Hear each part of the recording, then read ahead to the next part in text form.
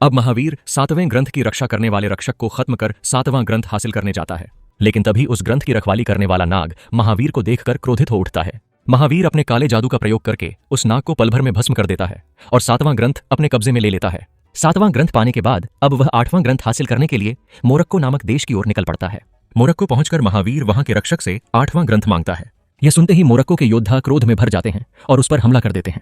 शुरुआत में महावीर उनके सामने टिक नहीं पाता, लेकिन जैसे ही वह अपना काला जादू चलाता है सब योद्धा पराजित हो जाते हैं। इस तरह वह 8वां ग्रंथ भी बड़ी आसानी से प्राप्त कर लेता है। अब महावीर को दुनिया का सबसे शक्तिशाली तांत्रिक बनने के लिए केवल एक आखिरी ग्रंथ की आवश्यकता होती है।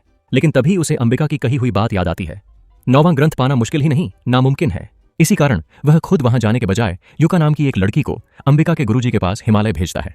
युका हिमालय पहुंचकर गुरुजी से 9वें ग्रंथ के बारे में पूछती है। गुरुजी शांत स्वर में कहते हैं, 9वां ग्रंथ हासिल करना आसान नहीं है बेटी। तभी एक कबूतर उड़ते हुए आता है। पत्र देखते ही युका की आंखों में आग सी चमक उठती है। वह बिना कुछ सोचे अंबिका के पूरे आश्रम को जलाकर नष्ट कर देती है और फिर अंबिका के बेटे वेदा को खोजने निकल पड़ती है।